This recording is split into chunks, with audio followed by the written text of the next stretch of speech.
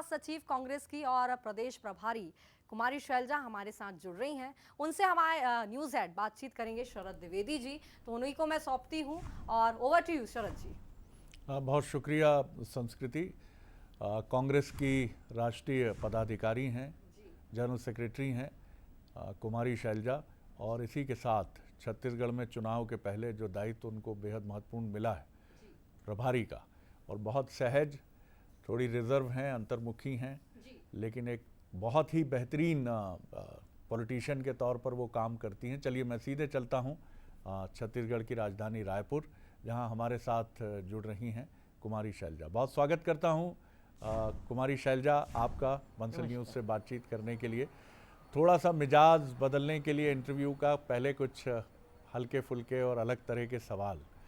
आप उस transitional phase की पॉलिटिशियन हैं जिन्होंने टेक्नोलॉजी को भी बदलते देखा है, वैल्यूज़ को भी बदलते देखा है, और एक शिफ्ट भी आपने नेशनल पॉलिटिक्स में देखा है कि नेहरू जी और लाल बहादुर शास्त्री जी के बाद जो इंदिरा जी का युग था और उसी के पैरेलल अटल बिहारी जी का युग था, और आज प्रधानमंत्री नरेंद्र मोदी और कांग्रेस की लीडरशिप संभालने वाले राहुल गांधी जी हैं।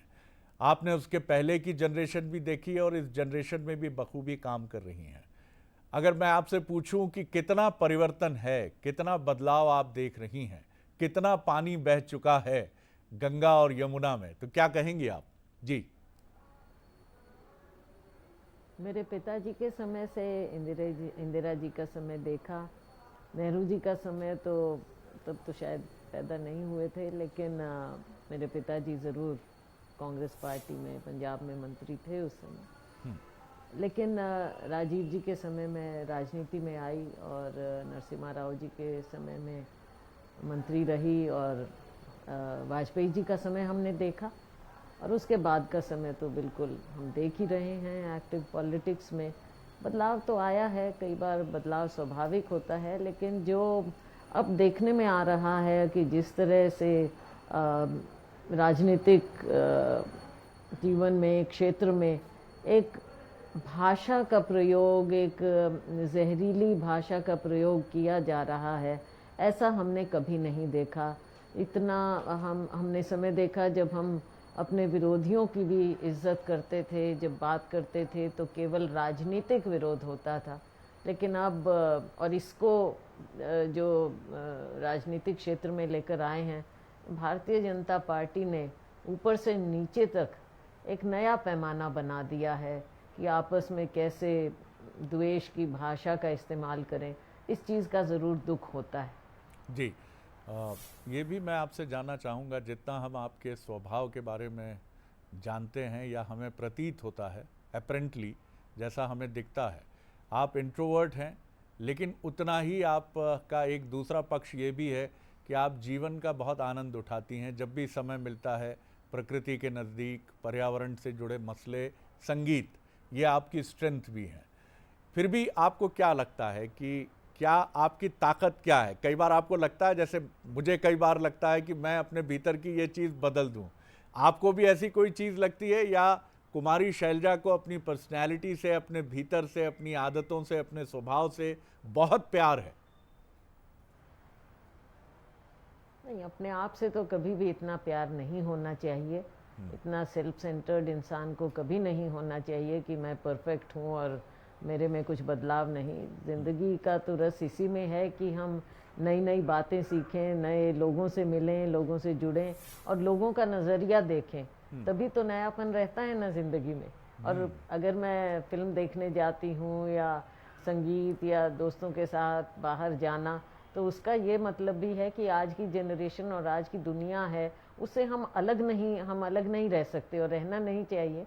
बल्कि मैं अपने कॉलीग्स को भी, जो मेरे साथ हैं, राजनीति में हैं, उनको मैं हमेशा यही कहती हूँ मजाक में कि आप भी बाहर निकला कीजिए, लोगों से मिलिए, आज की जनरेशन क्या सोचती है, हमारे से क्या उम्मीद रखती है और उनका टेस्ट क्या है, उसे भी हमें पहचानना चाहिए। और हम तभी पहचानेंगे जब हम अपने जीवन में भी नयापन लाते रहेंगे। यह आपने बड़ा इम्पॉर्टेंट मैसेज दिया। ज़िंदगी में नयापन होना चाहिए, और ये नयापन आता है जब आप नई चीज़ों से रूबरू होते हैं और कुछ पुरानी चीज़ों से बहुत अच्छे से कनेक्ट होते हैं। पुराने दोस्त, पुरानी यादें और नई चीज़ों को आप अपनाते हुए चलते हैं। अब मैं कुछ राजनीतिक सवालों के साथ आगे बढ़ता हूँ। छत्तीसगढ़ में आपका आना एक बहुत ही बेहतरीन संतुलन का आना माना गया, जो पॉलिटिकल ऑब्जर्वर्स मानते हैं। जैसा होता है, अलग अलग फैक्शंस होते हैं। फैक्शंस का मतलब ये नहीं है कि बड़ी गुटबाजी है, लेकिन जब बड़े लीडर्स होते हैं तो जाहिर तौर पर उनका अपना समर्थन होता है। आप जब से आई हैं तो हमने देखा है कि छत्तीसगढ़ में एक संतुलन बना है, एक बैलेंस बना है। भूपेश बघेल जी मुस्कुराते हैं, टीएस सिंहदेव जी के साथ चरणदास महंत भी प्रसन्न नजर आते हैं और ताम्रध्वज साहू सहित दूसरे नेताओं के चेहरे पे भी मुस्कुराहट है। क्या नुस्खा लेकर आई आप दिल्ली से छत्तीसगढ़? कोई मेरा नुस्खा नहीं है, ये सब आपस में सहयोगी रहे हैं, दोस्त रहे हैं और उसी तरह से काम करते रहे हैं। देखिए, अगर इनके अपने मन में नहीं होता, अगर इनके अपने व्यवहार में नहीं होता तो ये बात सफल नहीं हो सकती। तो सब साथ बैठते हैं, खाते हैं, मजाक करते हैं, तो बड़े अच्छे सौहार्दपूर्ण माहौल में कार्य होता है और वो कार्य अच्छा ही होता है। इन सब ने मेहनत की है, सबका प्रभाव है और एक दूसरे की इज्जत करते हैं, मानते हैं, तभी हम आगे बढ़ते हैं। और ये नुस्खा इन्हीं का नुस्खा है। बड़ा ये आपने बड़ा राजनीतिक चातुर्य से भरा, पॉलिटिकली एकदम करेक्ट आपने जवाब हमें दिया है।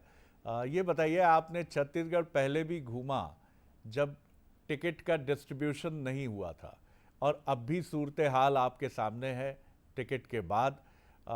आपकी मुस्कुराहट तो बता रही है कि आपका आत्मविश्वास, जो दावे आपने पहले किए हैं उसको लेके बरकरार है। लेकिन फिर भी क्या देखती हैं आप पहले, टिकट के पहले की सिचुएशन में और टिकट के बाद की सिचुएशन में? क्योंकि बगावती स्वर हैं, कई विधायक हैं जो नाराज़ हैं, क्षुब्ध हैं, उनकी अपनी भाषा है, कोई नई बात नहीं है, लेकिन फिर भी क्या कुछ चीज़ें हैं जो आपको लगता है कि जिन पे ध्यान देने की ज़रूरत है? हाँ, बिल्कुल बिल्कुल, कुछ बातें होती हैं जो स्वाभाविक हैं। आपको याद दिलाऊंगी कि चुनाव से पहले भी लोगों में कुछ बातें थी, कई जगह से ये स्वर आते थे, मीडिया के माध्यम से भी और वैसे भी, कि कुछ बदलाव आना चाहिए, कुछ टिकटें बदलनी चाहिए। तो जो अक्सर लोग कहते हैं कि टिकट काटना, मैं समझती हूँ ये काटना नहीं होता, बदलाव की बात होती है और बदलाव स्वाभाविक है। और उसके बाद थोड़ी बहुत मन में जिनकी इच्छाएं होती हैं जब वो पूर्ण नहीं होती, तो थोड़ा मन में एक निराशा, वो भी स्वाभाविक है। लेकिन सभी लोग कांग्रेस पार्टी के सिपाही हैं और पहचान भी कांग्रेस के कारण ही है। तो हमारा प्रयास है सबको मिल बैठकर प्यार से समझाएं कि आज नहीं तो फिर से कांग्रेस पार्टी में और राजनीति में मौका मिलता है। पहले भी लोगों के टिकट में बदलाव आया, तभी नए लोगों को मौका मिला और आने वाले समय में भी होता है। आज भी आप देखिए, कुछ लोग जो पहले विधायक रहे थे, पिछली बार उन्हें नहीं मौका मिला, कुछ को फिर से मौका मिला।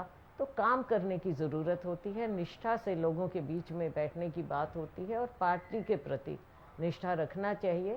तो ये तो राजनीतिक जीवन है, लंबा जीवन है, हर तरह के अनुभव होते हैं, लेकिन निष्ठा से नहीं हटना चाहिए और हमारा प्रयास होगा कि हम समझाएंगे लोगों को। शैलजा जी, आपने जिस ट्रेडिशन से पॉलिटिक्स की है और जिस लेगेसी को लेकर आप आगे बढ़ी हैं, वहाँ commitment towards the party, towards the policy of the party, ये बहुत बड़ा अंतर पैदा करता है। लेकिन आपने महसूस किया होगा कि हम 2023 और 24 की राजनीति की बात करें तो ये T20 की राजनीति हो गई है। अपॉर्चुनिज्म अपने शिखर पर है। व्यक्ति चाहता है कि 5 साल में वो वसूली कर ले, अगर उसको 10-15 साल हुए हैं राजनीति में। और ये हर पार्टी का सच है, कड़वा कह लीजिए या इसको आप कह लीजिए कि यही प्रैक्टिकलिटी है। आप कैसे देखती हैं, इसके बीच में विचार कहाँ है, आइडियोलॉजी कहाँ है, पार्टी के प्रति कमिटमेंट कहाँ है? देखिए, कुछ ना कुछ बात हुई होगी, राजनीतिक बातें होती हैं, कुछ अंदरूनी बातें होती हैं, कुछ सार्वजनिक बातें होती हैं। जो अभी आपने बात कही बदलाव की, हमारी टिकटों में भी कुछ बदलाव हुआ तो पार्टी ने कुछ सोच कर ही ये बदलाव किया है। ऐसे समय में जब चारों ओर वातावरण ऐसा है, हर पार्टी में है, और सबसे ज़्यादा दोषी तो भारतीय जनता पार्टी है, मैं कहूँगी। बेशक आप मुझे कहें कि मैं राजनीतिक बात और विरोधियों के खिलाफ इस तरह की बात कर रही हूँ, लेकिन जो ये नया पैमाना भारतीय जनता पार्टी ने दिखाया है कि वैसे जब कांग्रेस पार्टी में हो या दूसरी पार्टी में लोग हों तो उनके ऊपर ये किस तरह के निशाने साधते हैं, उन पर कैसे केसेस करते हैं। लेकिन अगर कोई भारतीय जनता पार्टी सिंपथाइज़र हो जाए या फिर इनकी पार्टी में चला जाए तो वो गंगा स्नान हो जाता है उनका और एकदम पवित्र हो जाते हैं वो। तो इस तरह का वातावरण जो हुआ है, ऐसे समय में हमारा प्रयास है कि हम कोशिश करें, हर जगह नहीं हो पाता, लेकिन हमारा प्रयास है कि ज़्यादा से ज़्यादा हम कोशिश करें कि हम निष्ठावान लोगों को राजनीति में मौका दें। ये आपका जो एलिगेशन है भारतीय जनता पार्टी को लेकर, वो आपका नज़रिया है और मुझे लगता है उसको उसी नज़रिए से देखना चाहिए और ये आपका अधिकार है। लेकिन हर पार्टी के लिए चैलेंजेस होते हैं। बीजेपी में भी बहुत से चैलेंजेस हैं, होंगे ही, और कांग्रेस में भी होंगे ही। कोई भी राजनीतिक दल होली काऊ नहीं है कि जिसके लिए आप कह सकें कि ये तो बिल्कुल ईश्वर का प्रतीक ही है और यहाँ कोई चुनौतियाँ नहीं है। ठीक बात। जी जी। तो आप क्या देखती कांग्रेस? मैं समझता हूँ ये फोरम ओपन डिबेट का नहीं है, आप पार्टी के भीतरी फोरम पर बात करती होंगी, लेकिन आप देख रही हैं क्या कांग्रेस 2023-24 की राजनीति की चुनौतियों के हिसाब से पूरी तरह तैयार है? जी बिल्कुल तैयार है, और तैयार हम हैं क्योंकि हम अपने जो हमारे असूल हैं, हमारी आइडियोलॉजी है, उस पर हम कांग्रेस पार्टी जहां एक और अपनी आइडियोलॉजी पर चल रही है, दूसरी ओर हम और लोगों को भी साथ लेने का पूरा प्रयास कर रहे हैं, सबके साथ मिलकर काम करने का प्रयास कर रहे हैं। उसमें बीच में छोटे मोटे रोड ब्लॉक्स और जैसा कहते हैं स्पीड ब्रेकर्स आ जाते हैं, लेकिन हमारा प्रयास होगा कि 23-24 की राजनीति हम मिलकर करें।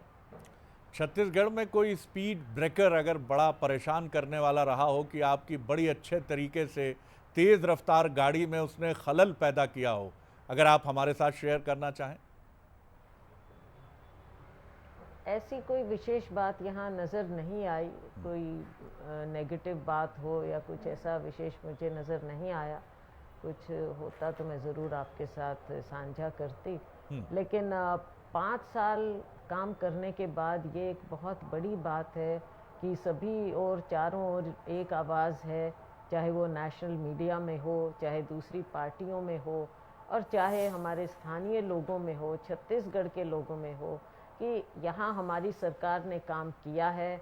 भरोसे की सरकार हम कह रहे हैं कि जो हमने कहा वो करके दिखाया। राहुल गांधी जी ने जो वायदा किया वो हमने पूरा किया, और हम इस भरोसे पर आगे चुनाव में जा रहे हैं, और हमें छत्तीसगढ़ के लोगों पर भरोसा है कि फिर से हमारी सरकार बनेगी। तो इस भरोसे से ही मैं आपको कह सकती हूँ कि कोई ऐसी विशेष बात मुझे नज़र नहीं आ रही। करीब 30 से ज़्यादा जो एग्जिस्टिंग एमएलएज हैं उनके टिकट काटने की बात थी, लेकिन जो मंजर सामने आया है वो उससे काफ़ी कम संख्या है, बल्कि लगभग आधा ही है। तो क्या पार्टी को लगा कि ज़्यादा बड़ा रिवॉल्यूशन हो जाएगा अगर हम ज़्यादा सख्ती दिखाई कांग्रेस ने? तो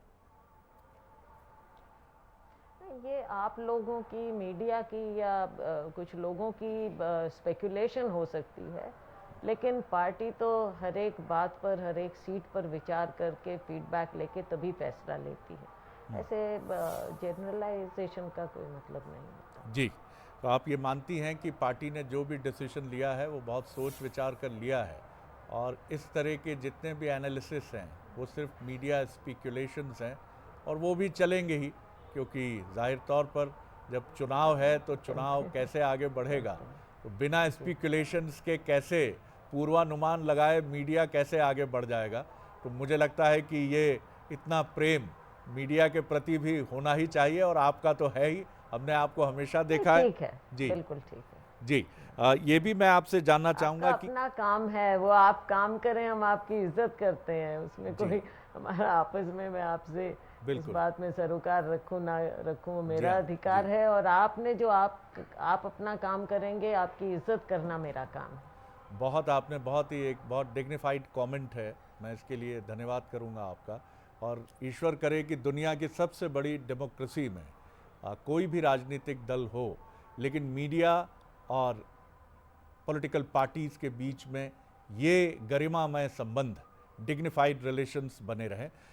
बागियों की बहुत चिंता तो नहीं है, जैसा आपने उत्तर दे ही दिया है हालांकि, कि ये कोई बहुत परेशानी नहीं है और ये सामान्य सी एक बात है। इस पर एक छोटा सा कमेंट आपका। कि ये चीज़ें होती हैं और उस समय लगता है, जहाँ बदलाव आए तो उसको लगता है कि मेरे साथ बहुत कुछ हुआ है।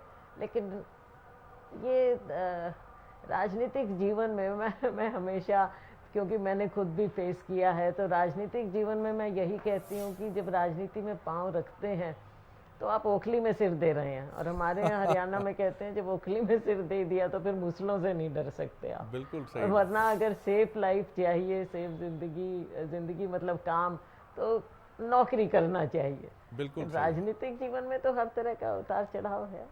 मैं आपका एक इंटरव्यू सुन रहा था, उसमें आपने कहा, जब पूछा गया कि भूपेश बघेल जी ही चेहरा होंगे क्योंकि जो प्री पोल सर्वे हैं वो कांग्रेस को लेके काफ़ी इनकरेजिंग क्लेम्स के साथ सामने आए हैं, तो आपका जवाब था कि हाईकमान चीज़ें तय करता है। और ये क्लासिकल आंसर है जो कांग्रेस में होता ही है। मध्य प्रदेश में हालांकि कमलनाथ जी को लेकर कहा गया तो उसको लेकर दूसरे अर्थ भी निकाले गए, जब कुछ सीनियर लीडर्स ने कहा कि ये तो विधायक दल की बैठक में और आला कमान के निर्देश पे होता है। आप क्या कहेंगे? भूपेश बघेल जी एक बड़ा पॉपुलर फेस हैं छत्तीसगढ़ में, चेहरा निश्चित तौर पर ये चुनाव उन्हीं के चेहरे पे है। कोई जी दो राय नहीं है। भूपेश बघेल जी एक पॉपुलर फेस हैं और 5 साल हमारे मुख्यमंत्री रहे हैं, आज के दिन भी हमारे मुख्यमंत्री हैं। और सबने मिलकर, उनके सहयोगियों ने भी मिलकर, पिछली बार भी आपको याद होगा, सबने मिलकर चुनाव लड़ा। सबका अपना अपना प्रभाव भी है और हम सबके प्रभाव की इज्जत करते हैं। इसलिए चुनाव में जब हम जाते हैं, मुख्यमंत्री सबसे आगे होना स्वाभाविक है, क्योंकि 5 साल वो मुख्यमंत्री रहे हैं। लेकिन चुनाव में जब हम जाते हैं तो सबके प्रभाव का इस्तेमाल कांग्रेस पार्टी करती है और सबके प्रभाव की इज्जत करती है। रही बात आगे की, ये हाईकमांड, हमारी कांग्रेस पार्टी हाईकमांड फैसला करती है। आपने एक कहावत का जिक्र किया, एक कहावत का जिक्र मैं भी करता हूँ। एक बड़ी हमारी परंपरा से आने वाली कहावत है और आप मुखिया जैसी भूमिका में हैं, पंच जैसी भूमिका है। मुखिया मुख सो चाहिए, खान पान को एक। आपके उत्तर ने इस कहावत का ही ध्यान दिलाया मुझे कि मुखिया को मुंह की तरह होना चाहिए, जिस तरह मुंह उसके भीतर आने वाली किसी चीज़ को लेके कोई डिफ्रेंशिएट नहीं करता, कोई भेदभाव नहीं करता। तो आपका उत्तर उसी क्लासिक आंसर की तरफ हमें ले जाता है। घोटालों के आरोप बीजेपी ने बड़े ज़बरदस्त लगाए हैं। बस्तर में रिजर्वेशन फैक्टर भी एक चिंता का विषय बनता हुआ दिखता है, ऐसी भी रिपोर्ट्स हैं। इन दोनों विषयों पर आप क्या कहेंगे? करप्शन पर बीजेपी काफ़ी हमलावर है सरकार को लेके। हमलावर कैसे हो सकती है? अपने गिरेबान में तो झांकें वो। उनका जो 15 साल का घोटाले का कुशासन रहा, आज किस बात पर हमें घिरने का प्रयास कर रहे हैं वो? हमने विकास किया इसलिए, लोगों तक उनका धन, लोगों का धन लोगों की जेब तक पहुंचाया इसलिए, आम जनता की जेब में पैसा गया है, न्याय दिया है हमने, किसान को उचित दाम दिया है, हमने बेरोजगार को बेरोजगारी भत्ता दिया है, महिलाओं को, महिला समूह को हमने पैसा पहुंचाया है। हर तरह से हमने हर एक नागरिक का फ़ायदा दिया है। तो क्या इस बात पर बात करेंगे वो? अपने घोटालों की बात करें। रही बात रिजर्वेशन की, रही बात हमारे आदिवासी भाइयों बहनों की, आप ये जानते हैं कि जब आरक्षण की बात आई और हमारे यहाँ की जनता की बात आई तो एक सर्वसम्मति से एक बिल पारित हुआ छत्तीसगढ़ की विधानसभा में। और सर्वसम्मति का मतलब है सभी पार्टियां उसका हिस्सा रही। भारतीय जनता पार्टी भी, जितने भी थे ये लोग, सब उसका हिस्सा रहे। और जब माननीय राज्यपाल के पास वो गया और जब कहा गया था सार्वजनिक रूप से, मैं किसी भी राज्यपाल पर कभी भी, क्योंकि कॉन्स्टिट्यूशनल पद है, मैं उंगली नहीं उठाऊंगी, लेकिन सार्वजनिक रूप से ये कहा गया था कि ये बिल पारित हो जाएगा तो उसको साइन करें। लेकिन आज तक वो बिल पारित होने के बाद क्यों नहीं कानून बना है? भारतीय जनता पार्टी इस बात का पहले छत्तीसगढ़ के लोगों को जवाब दे। जी, कंक्लूड करूंगा इस सवाल के साथ। राजनीति नाम तनाव का भी है, क्योंकि काम करने के घंटे तय नहीं हैं। इम्पॉसिबल से लगने वाले टास्क हमेशा मौजूद रहते हैं और ढेर सारी चुनौतियां हैं। कई बार क्वेरल हाउस होता है, कई बार सफलता ही चुनौती बन जाती है, जैसा आपके लिए एक चैलेंज रहा इस बार। हालांकि आप 75 पार की बात आप कर रहे हैं, शुभकामनाएं हैं उसके लिए। लेकिन इसके बीच में शैलजा जी अपने को बड़ा फिट रखती हैं, चुस्त दुरुस्त रखती हैं। कुछ नई पीढ़ी के, हालांकि आपको भी मैं अभी कोई पुरानी पीढ़ी नहीं कहूँगा, लेकिन नई पीढ़ी के लिए कुछ टिप्स भी दे दीजिए। बड़ा तनाव है, ब्लड प्रेशर बढ़ता है, शुगर फ्लक्चुएट होती है, बार बार टेंशन बढ़ता है। कुछ सलाह दे दीजिए कि कैसे आप अपने को इतना फिट, कूल एंड कंपोज रखती हैं। एक तो जो हम काम करते हैं मन से करें। अगर काम में हम एंजॉयमेंट नहीं करेंगे, काम का मज़ा नहीं लेंगे, तो फिर वो एक बोझ बन जाता है। और दूसरी बात, जब हम नेचर के साथ, प्रकृति के साथ रहेंगे, उसके साथ जुड़े रहेंगे। आप निकल रहे हैं, घर से निकल रहे हैं, एक फूल देख लिया, एक पौधा देख लिया, उससे खुशियाँ लीजिए। अपने जीवन में खुशियाँ लाइए, तभी आप खुशियाँ बांट सकेंगे। खुद खुश रहेंगे तो लोगों को भी खुश रखेंगे। शैलजा जी, फिट अपने आप रहेंगे। जी, यकीन कीजिए ये बहुत वैल्यूबल टिप आपकी है कि कई बार हम लक्ष्य की तरफ बढ़ते हुए ये भूल जाते हैं कि हमारे ही लॉन में, छोटे से बगीचे में या छोटे से गमले में एक लाल गुलाब या पीला गुलाब मुस्कुरा रहा है और कह रहा है कि भाई साहब मुझे देख लीजिए, मुझे देखकर निकल जाइए, आपको खुशी ही मिलेगी, परेशान नहीं करूँगा। कहीं कोई तितली किसी फूल पर बैठी हुई है, बहुत सुंदर है, लेकिन आपकी निगाहें लक्ष्य की तरफ इतनी हो जाती हैं कि आप खो देते हैं ये सब कुछ और बाद में किसी सुंदर फिल्म को देखकर कहते हैं ओह कितना सुंदर दृश्य है। बहुत सुंदर बात आपने कही, मैं बहुत धन्यवाद करता हूँ। ये कुमारी शैलजा हमारे साथ जुड़ी थी, राष्ट्रीय महासचिव हैं और प्रभारी हैं। वो जितनी शांत हैं उतनी ही दृढ़ हैं, इतनी ही दृढ़ हैं, वो बहुत मजबूत हैं।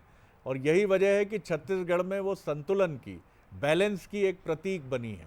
वो बहुत मजबूती से ये दावा करती हैं कि कांग्रेस आगे बढ़ेगी, सरकार बनाएगी।